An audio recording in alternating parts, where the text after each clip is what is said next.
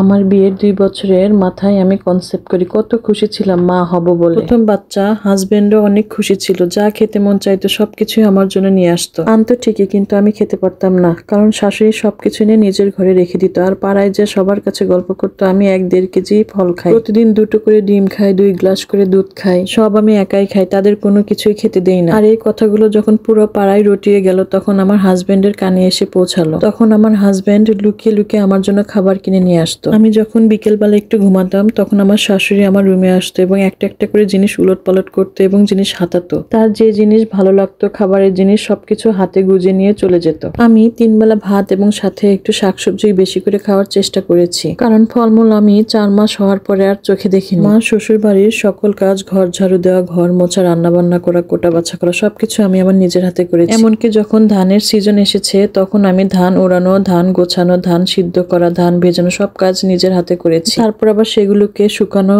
এবং শুকিয়ে সুন্দরভাবে রাখা, সবকিছুই নিজের হাতে করেছি। যখন নতুন ধান ঘরে ওঠে, তখন যে কতগুলো কাজ করতে হয়, একমাত্র যারা গ্রামে থাকে তারাই বুঝতে পারবে। আর এই সকল কাজ আমি আমার বাবু পেটে নিয়ে করি। আর সেই সময় আমার শরীরটা অনেক দুর্বল হয়ে পড়ে। এটা যেতে না যেতে আবার পেঁয়াজের সময় চলে আসে। আমার শ্বশুর বাড়িতে একটার পর একটা ফসল ঘরে উঠতেই থাকে। যখন পেঁয়াজের সময় আসে, তখন আমার পেটটা অনেকটাই উপরে, তখন আমি ঠিক মতো উঠতেও পারি না, বসতেও পারি না। তারপরও যতটুকু পেরেছি করেছি। আমার শ্বশুর আমাকে এই অবস্থায় দেখে বলে, জমিদারের বাচ্চা, কোনো কাজ পায় না, শুধু খায় আর ঘুমায়। পেঁয়াজের সময় আমার 7 মাসে গর্ভ অবস্থায় আমার শাশুড়ি আমাকে রেখে মেয়ের বাড়িতে চলে গিয়েছিল। তার মেয়ে নাকি অনেক অসুস্থ, তার সামান্য জ্বর, ঠান্ডা, কাশি, এগুলোর জন্য নাকি সে কোনো কাজ করতে পারছে না। এদিকে আমার এই অবস্থা, আমার শাশুড়ি একটা বারের জন্য আমার অবস্থাটা বুঝলো না। প্রেগনেন্ট অবস্থায় সব কাজ নিজের হাতে করেছি এবং কান্না করেছি। গরুর খাওয়ার ঘাসটা পর্যন্ত আমার শ্বশুর আমাকে দিয়ে কাটাতো। 9 মাস পর্যন্ত আমি তাদের বাসাতেই ছিলাম। তারা আমাকে কোনো মতে আমার বাবার বাড়িতে যেতে দিত না। তারপর ঈদের 5 দিন আগে আমার আব্বু জোর করে আমাকে আমার বাবার বাড়িতে নিয়ে আসে। আমার খাওয়া দাওয়া কম হওয়ায় এবং অনেক পরিশ্রম হওয়ার জন্য আমার বাবুর ওজন মাত্র 1.5 কেজি এসেছিল। তাও আবার কয়েকটা দিন মায়ের কাছে এসে খেয়ে এবং রেস্ট নিয়ে এইটুকু ওজন এসেছিল। গত সোমবার রাত 12টা থেকে আমার পেইন উঠেছিল।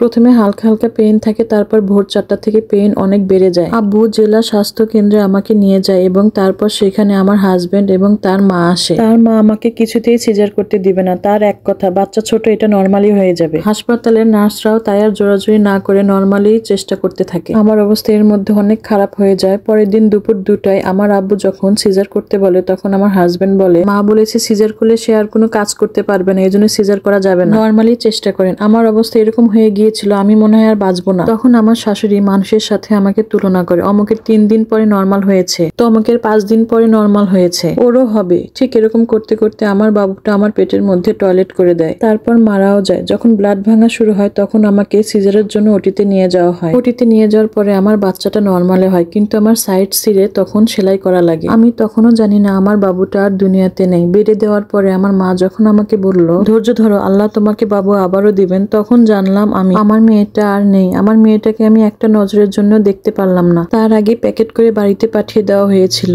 আজ 5 দিন হলো আমি আমার বাবুটাকে হারিয়েছি। আপুরা জানেন না এই বাবুটাকে দুনিয়াতে আনার জন্য আমি কত কষ্ট করেছি, কত কিছু সহ্য করেছি আমি শ্বশুর বাড়িতে, শুধুমাত্র মা ডাক শুনবো এই জন্য। কিন্তু শেষমেশ আমার বাবুকে আমি একটা পলকও দেখতে পারলাম না। আমার স্বামী শুধু চুপ করে দাঁড়িয়ে ছিল, সে কোনো কথা বলছিল না। সে আর কি বা বলবে? আল্লাহ আমার কাছ থেকে সবকিছু কেড়ে নিলেন। আমাকে সারা জীবন দুনিয়ার বুকে কাজ করতে হবে বলে আমার মেয়েটা আমাকে ফাঁকি দিয়ে আল্লাহর কাছে চলে গেল। আমার স্বামীকে আমি আর দেখতেও চাই না, তাকে দেখলে এখন আমার ঘৃণা লাগে। সে কিন্তু চাইলেই পারতো তার মাকে রাজি করিয়ে আমার সিজারটা করাতে, তাহলে মনে হয় আমার মেয়েটা আজ বেঁচে থাকতো। আমি কাউকে দোষ দিই না, কারণ আল্লাহর জিনিস আল্লাহ নিয়ে গিয়েছে। কিন্তু আমার বাবু পেটে থাকতে সবাই আমার সাথে যেরকম ব্যবহার করেছে, আমি এগুলো কখনোই ভুলবো না। আমি হসপিটাল থেকে বের হয়ে বলেছিলাম, তোমাদের যা যা কাজ আছে সব আমাকে দাও। আমার মেয়েটা না আমাকে ছেড়ে চলে গিয়েছে, আমি এখন তোমাদের সব কাজ করে দিতে পারবো। এই স্টোরিটা একটা লাইফ থেকে নেওয়া, আশা করি আপনাদের ভালো লেগেছে।